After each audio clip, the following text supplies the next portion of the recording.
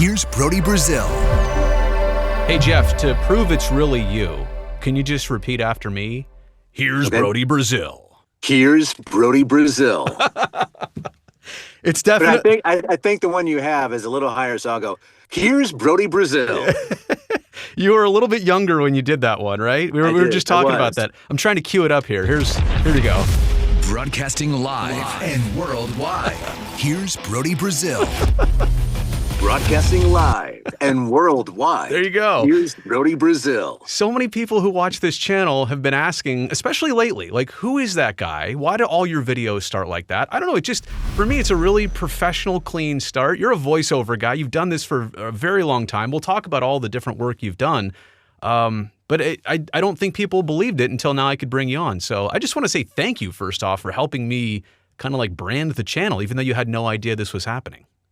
Hey, it's my pleasure. It's kind of funny that people have taken an interest, but I guess with that opening statement, that's become, like you said, a little branding mark. So It kind of stands out. Like there is a little interest. You know, there's always an interest in certain voices you hear daily. Like, all right, I wonder who that is, or is that a friend, or is just a random guy, AI, or whatever. Yeah. Gosh, but, I hey, hope not. I was live before AI kicked in, so it's scary to think about the future and how natural talents. I mean, gosh, they could make somebody like me who's a hologram that has a YouTube channel. I think they already do that, to be honest with you. Yeah, there's a lot of change going on right now with that. Well, you've done a lot of things over the years. I've heard your voice on movie trailers. The one that stood out to me is a lot of stuff you did for TNT, whether it was NBA playoffs or I think some baseball stuff, HBO, Fox, Disney, CBS, NBC. Do you ever sit back and realize like how cool that is that your voice and your sound gets to be everywhere like that? Every now and then you get on a project and you hear it, especially in today's digital age, because everything is so socially centered towards media, social platforms. Just the amount, it used to be I'd watch TV to hear myself or hear what they did, with a mix after I voiced it. Right. And now I can just be scrolling on my, phone and like Snow White, rated PG, now playing, that type of thing. Oh my gosh. So it's instantaneous. And being in this platform, in this genre or this industry, how fast things change. So, but yeah, to answer your question, it's very cool. TNT started way back in the day. It was kind of like mid 2000s, really. Yeah. Kind of when they were Turner Broadcasting at the time, and they were really starting to brand that network. And so I was fortunate enough to be part of kind of like a ground level up. It started with college football, and then it segged to they started covering the PGA and then NASCAR and then NBA on TNT, obviously. And that segged from NBA on TNT to NBA TV, doing stuff for Golf Channel, like you said, some movie trailers here and there. And then just network stuff, CBS, ABC, you kind of mentioned them all, just various network promos. And so it's been kind of an all-encompassing opportunity. It's amazing how you just flip a switch like that. I guess I do it too. I turn on like a certain broadcast voice. So I have two questions just about your voice. Number one, did you ever have to work at it for it to sound like that? I mean, I'm guessing that you and I talking here is our natural voices. You sound pretty close to like when you flip the switch, but you just like you add a little something extra when you're doing your thing, right? Yeah, it is definitely you hear other people say it's an instrument, and it truly is. Brief story, or my background, when I was 10, I knew what I wanted to do. And that was, at the time, it was radio. And by 14, I was an intern at a local station. Within a month, I had my own Saturday weekend shift, small AM local station. And then from there, I started getting more goals or ideas where I wanted to go with radio at the time. And it was production. And I always had a love for production, like writing the commercials, voicing the commercials. And from that standpoint, I got into that process of doing so, and then kind of bounced around. I wanted to at the time end up in Chicago, be a production director down there. And then in 2001-ish, I had a chance to leave radio after a radio career and just do voiceover full time. So in that time, all that to say, I have learned to use my voice, but I've always tried to talk deep.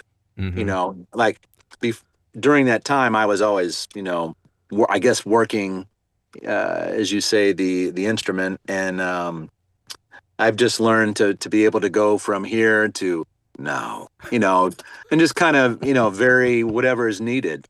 So That never gets old, by the way, when you just do that, when you just make it happen. Here's Brodie Brazil. Oh, gosh. I joke around a lot because I'm fascinated by the job you have. And I've always thought it'd be interesting to have that voice that I can't really, I'm an imitator, right? Like I'm a pretender. I can't do it like you can. Could somebody like me get coached into having a voice a certain way, or is it practice, or did you ever get coached, or do you still get coached by anybody? Yes. Wow. I've taken coaching lessons, not so much for the voice, but just to understand what producers want in their copy or interpretation of copy. Back in the day, it was about voice, like deep voices, and they still have a place in the social media platform, because a lot of the stuff you hear, at least driving promos or driving networks, are it's a deep voice, but it's beyond that now. It's more of just being relatable, understanding, and speaking, to your audience. Deep voices do command a little more. I mean, personally, in my opinion, I think they stand out a little more. But if you listen to the landscape of TV commercials and even promo teases at the beginning of college games or basketball, you'll just hear, someone naturally talking. It has nothing. I mean, the voice does have a piece of it, but it's just the way they, tell the story, and that's kind of what it is. So yes, for you could do it. I have been coached. I still get coaching here and there. Wow. And that's just to stay current and with the, what's working, what's not working sometimes, and it keeps you fresh, or keeps you relevant, because it changes so much in this industry. I'm going to try something out here. I think this is my question. Number 3. You got them all. I forgot I did all these. I saved a lot of cuts of you. I really needed them and down the road. These are from the NBC days.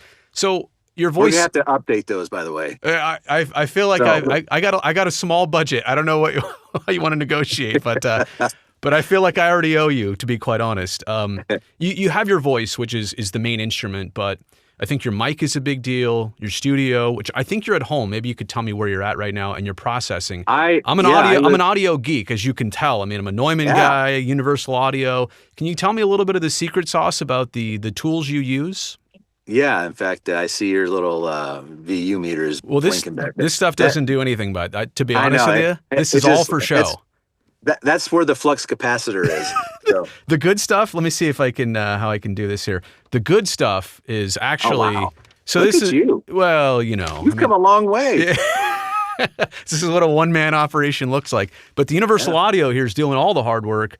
The DBX rack over here, that's literally, everybody says that's way too busy in the background, but it's just a little light show. No, I like it. It makes you look like you know what you're doing. That is so true. That is so true. It's all, what they say in golf, drive for a show and putt for dough. And that's kind of, you're kind of showing off there. So what's going on here? See, you got the 416. I see that, right? Yep. Is that what that is? Yeah, this is a standard. Actually, when I started doing a lot of voiceover, at least commercial, just about every studio was using, or they were, I can't say every studio, but they were using that. But this is a standard in promo and network. It just has a high, it's a little more bright, it's brighter, and I think it cuts through. I've had editors tell me that this microphone, at least for my voice, every voice is different for a mic. It might sound totally different for you, but for me, I've had a lot of success with it because it just cuts through the mix easier than a Neumann 103 or U87 or whatever is out there. But I've been using this 416 for a long time. Yeah. In fact, I rarely interchange it. I do have a Neumann, that TLM 103, that is about 20 years old, still works really good. It's a great one, by the way. Yeah. I use it every now and then, more so. I mean, there's different applications for mics. Some work better for if you're doing narration or animation.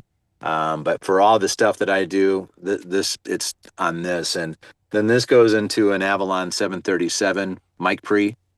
I do use the Apollo setup. Apollo Twin is Hmm. my interface, and I don't really have a lot. It goes through a DBX 266 just to kind of give me a little, just a little crisp, and then it goes into the way I have it set up. It goes into my Apollo Twin, then into Pro Tools, which I use as my editing, and then I have more plugins there, and so that gives me a little more punch. So you record it with a little bit of processing, and then maybe if you want to add on later, you can Yeah, do that. because there's times in here you get to yelling, Yeah, or right. you're just having a you don't want it you don't want that to print to Right. the record tape or Right. the recording process, because once it's in there, then you can't undo it. So a You're lot of people do it really cleaner, I should say, or kind of bypass that whole system. But I give a little just and then I clean it up in the plug-in mix. And then your space is super important. I mean, I've got this little home studio acoustically treated, built some panels, rock wool, did all that stuff. Yep. Yours looks like a professional did it. They did. Your and space, your space is really they important. charged me like they were professionals. This was actually going to be in the house, but we built my office on the back side of our garage, so I have an entirely whole space just dedicated to this. So I'm in the booth right now. It's great. And the other side of that window is the control room where I do the editing and the mixing. And but this room is like 5x6 ish, and it's made out of concrete around, and then it's studded. Oh, yeah. And then it's these fabrics that, or what you see here is it's fabric. So it is dead in here. You walk in and the door is like 2 inches thick. You clap your hands. It's that weird vibe, eerie, like, wow, I can hear my thoughts type of thing. That's great. So, and that really enhances, because when I'm outside of this particular room, it sometimes the audio is different because I'm so used to hearing myself in here. And then when I'm out of this environment, it changes. You don't have the problem where when your neighbor is mowing their lawn, you have to stop recording, like I do, right? No. I do. You know, it's funny. My dad helps me sometimes, or has helped me in the past, to come over here, and he'll cut the grass. We have some property, so there's a lot of grass to cut, and he will get around here, and it doesn't. I can hear it a little bit, especially when he's close. It might be a low hum. This mic seems to really pick up the low vibration. The low end, but it's not terrible. So, but I don't have that, what you're talking about there, all the time. It's not too bad, the processing in here in the room where I've got it. But sometimes and I'm a perfectionist, right? If I hear just even a little bit on the distance, I just stop recording if I can. Otherwise, I got to muscle through it and try and talk more so you can't hear it in the background. So did you teach yourself or learn all this, or did you have at least a little understanding of it? People know me from being on television. Or at least that was my last job for a lot of years. And to be honest, that is most of what I do. That's my job requirement. But when I got into TV in the late 90s, early 2000s, production was everything for me. So how something looks on camera. I mean, I set up this whole home studio, which was the reason why I love it, because I got to custom design it, basically. It's a tiny room, same thing as you're in, tiny room, blacked out everything, lighting, everything taken care of. So cool. Production is my background, and that's why I still geek out on this stuff. And people don't expect it from me. They're like, what do you care about what camera we're using or what mic we're using? But it's everything. how and I here on my YouTube channel, I cover sports, but I think how you look and sound, it is equal to what you're saying. I mean, I want to make it an enjoyable listen and watch, and I don't want it to be hard to watch. And some people have really great points and takes and interviews, but they look and sound terrible, and I just think it's hard to. Well, you can always see someone that takes the time. To whatever podcast it may be. Yeah. They seem to get more and more, people that you went like, wow, they're for real, because they got it going. So you can tell those that are starting and those have like, okay, we've progressed and this is legit. That's why I've got a professional voice guy at the beginning of all of my YouTube videos. That's right. I'm so bad at this. I'm so embarrassed that I just did that in front of you. I have two more things. I want to try and get to them quick because I don't want to take up too much of your time. Are you a guy that can just do this in one take every time? If you're doing a read, do you still mess up? Because when I read stuff, I mess up and I feel bad when other people either hear me mess up or if it takes me 3 times, but they'll never know. But how many takes does it take you? It varies on the copy. Sometimes I can do a take and be happy with that. Yeah. Especially like for me, I audition daily, and there's times where that first take usually is the money take. Right. And it doesn't always happen that way, but there are times where like, wow, that was good. And then you'll start doing more. And then that's where you start getting in your head like, right. Well, I need to punch this word, or maybe I should slow it down here. And it's like your golf game, you're about to hit the ball, you get over it and you start wiggling here and drop your shoulder here and make sure you're in plane and all that stuff. That's how I kind of liken the setup. But there are times where I have been fortunate to just get a take. But I would say 99% of the time I always provide, or I'll do 2 or 3 takes. You're right. You get in your own. I do screw up. You get in your own head. I agree with you. Like, did that sound perfect? Or you're aiming for some perfection that doesn't exist, You're trying to get it right. Yeah. Well, once you get in your head, then, everybody knows it's a problem. Yeah. So last thing, being a voiceover artist, I've always, again, I'm serious. I always thought it would be a cool job. I don't know about audiobooks because I feel like I've listened to some that are 24 hours and that's a lot of reading. But doing what you do, I always felt like that'd be a really cool job. Am I right? Is it a really cool job? Yes, this is all I've known. Yeah. I've done this since I was 10 years old. Not strictly voiceover, but combined, with radio, and 25 years as just a strictly voiceover talent, not including my radio years. So I'm pushing 40 years in this industry of just, using my voice. So I've had a chance to learn and use that and,